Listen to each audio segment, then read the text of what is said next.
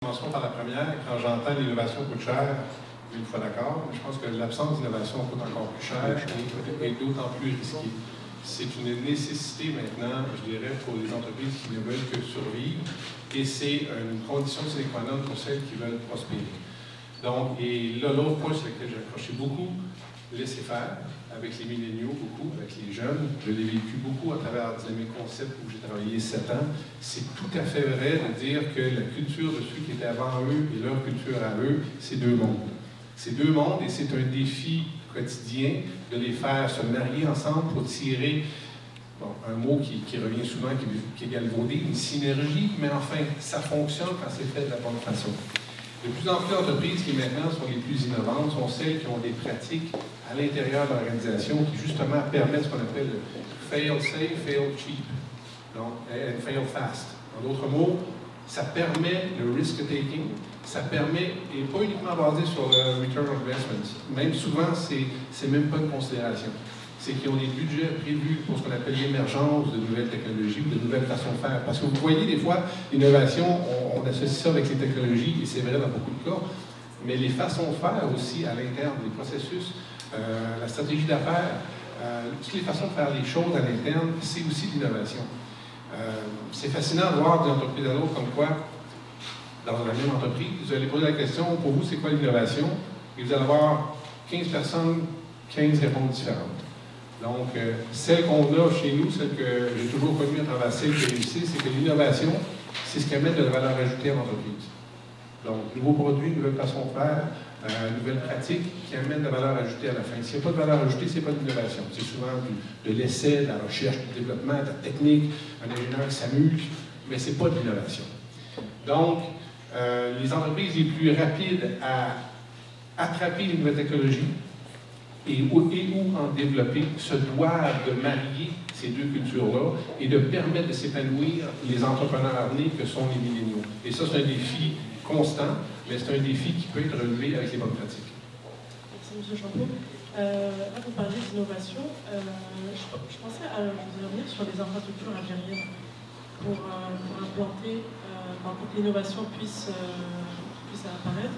Est-ce qu'il faudrait que les infrastructures soient adéquates? Est-ce qu'on va changer des choses dans l'infrastructure algérienne pour qu'elle puisse accueillir justement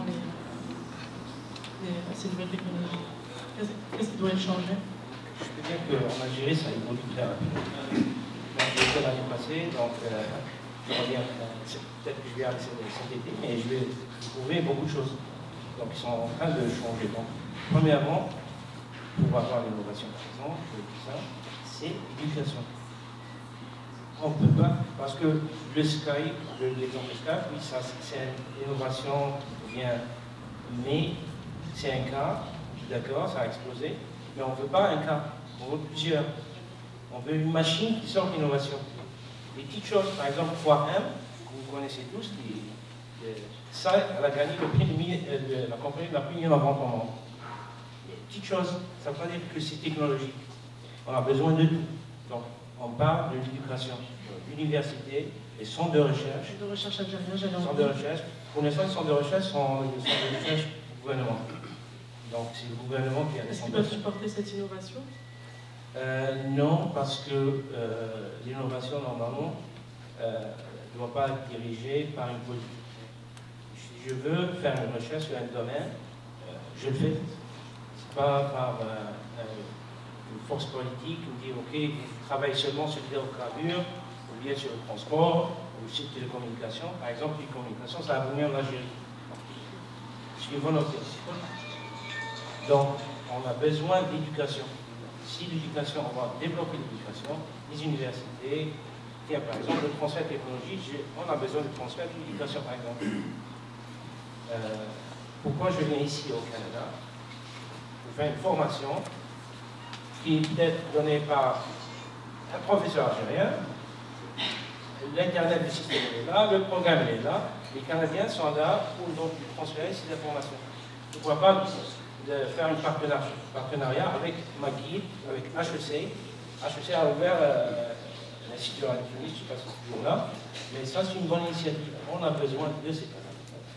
Une fois qu'on a une bonne éducation, une bonne plateforme d'éducation, tout vient après. La Corée du Sud, c'est un exemple. Ils n'ont pas d'énergie, ils n'ont pas de richesse. C'est quoi? C'est human capital.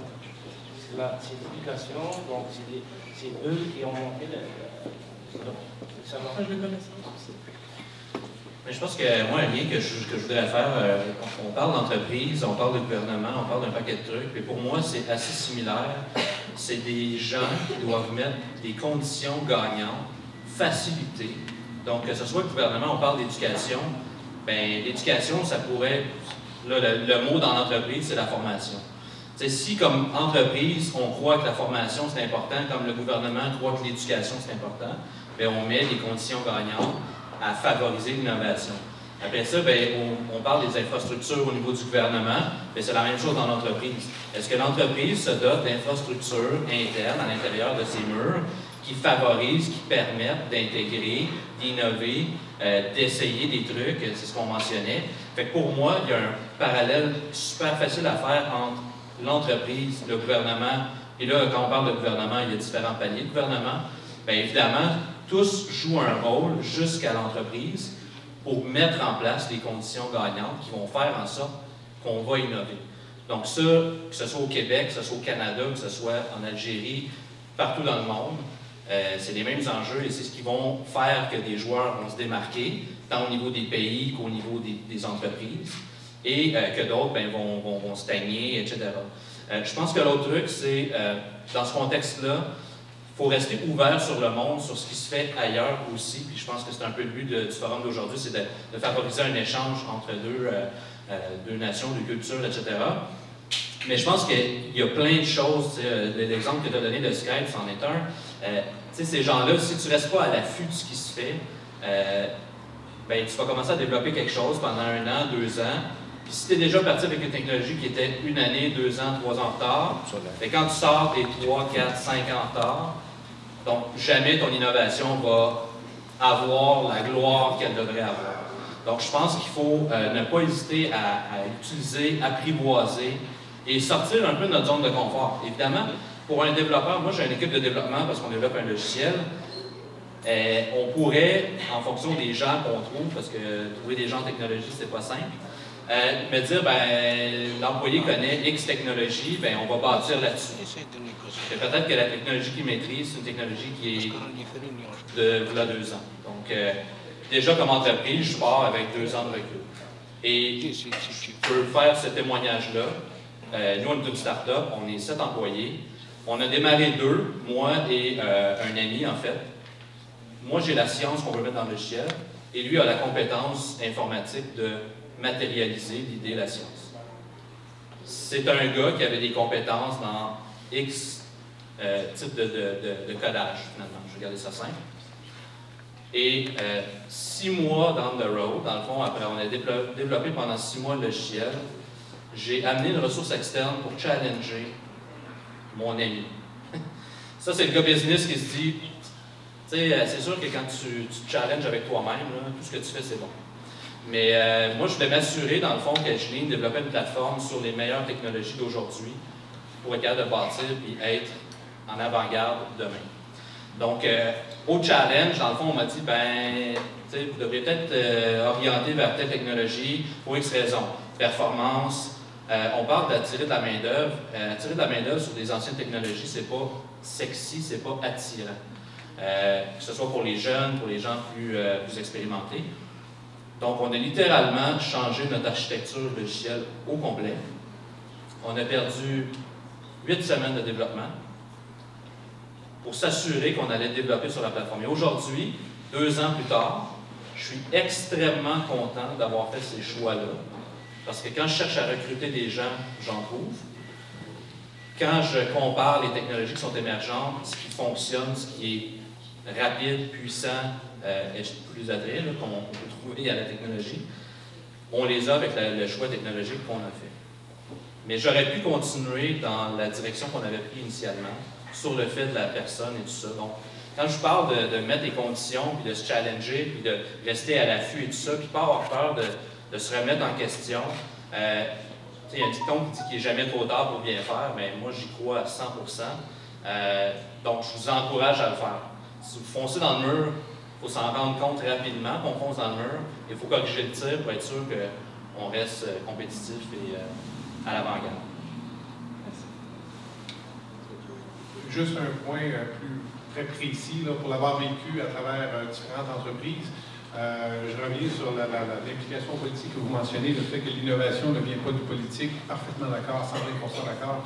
Et il faut, je crois, le défi des gouvernements, c'est de mettre un contexte qui le permet. Et la beauté de la chose, c'est que pour l'avoir vécu ici, localement, au Québec, au Canada en général, les gouvernements sont très à l'affût pour mettre ces conditions-là, vous aider dans le financement. Et donc, si j'avais comme un conseil, une suggestion à faire pour les particuliers autant que les entreprises, collez-vous sur vos agents de développement gouvernementaux près. Ces gens-là vont vous aider souvent à faire les bonnes connexions et à avoir les bonnes missions à l'étranger pour identifier les partenaires qui sont clés pour identifier les potentiels que vous avez par rapport à vos technologies ou par rapport à d'autres dimensions comme les marchés. Chez Dynamic Concept, on a justement travaillé énormément à travers des partenariats avec différentes firmes et on a eu régulièrement et encore aujourd'hui du soutien financier concrètement pour faire ces démarches-là. Et quand je dis que l'humain est au cœur de la compétitivité, concrètement, vous le voyez en Algérie actuellement, vous avez un très beau projet que j'ai découvert hier dans le secteur agricole, le Big Farm. Ça a été comme une mission qui a permis justement de mettre ensemble des Américains avec des Algériens qui ne se connaissaient pas du tout. Les Américains sont arrivés là, ils ont découvert plein de potentiel où justement la technologie pouvait faire un transfert relativement efficace. Alors c'est win-win. Ce qui a permis ça, c'est cette mission-là qui a été créée, qui a été soutenue par le gouvernement. Et ici au Québec, au Canada, ce sont vraiment des options qui sont disponibles. Collez-vous sur vos gens du gouvernement. C'est surprenant de voir à quel point ils sont très agiles, très rapides.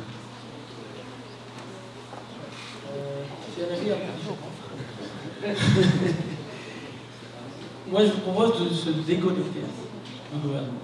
Parce que, sachant que j'ai participé aussi à des missions commerciales qui ont été assez satisfaisantes avec le Premier ministre.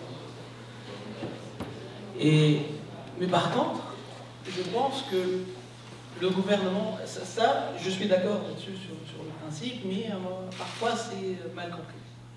Dans un sens que le gouvernement n'est pas là pour vous aider dans votre entreprise, mais il est là plutôt pour créer l'environnement nécessaire pour pouvoir évoluer là-dedans. Parce que le gouvernement, à un moment donné, moi je connais d'autres entrepreneurs, et l'erreur qu'ils ont faite, c'est trop compter sur le gouvernement. Et que le gouvernement est assez lent par rapport au rythme infernal de gestion d'une entreprise. C'est-à-dire, compter sûrement sur les aides gouvernementales, etc. Oui, c'est de l'argent gratuit, vous appelez ça comme ça. Mais c'est un argent gratuit qui arrivera dans 4 ans quand vous avez déjà disparu. En fait, c'est comme un point important, mais quand même à prendre avec. Merci.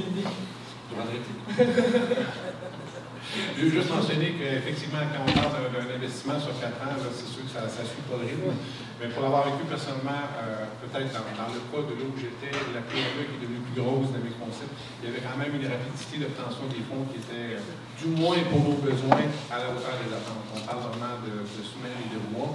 L'important, c'est pas de compter effectivement, je suis d'accord avec ça, sur le gouvernement, c'est de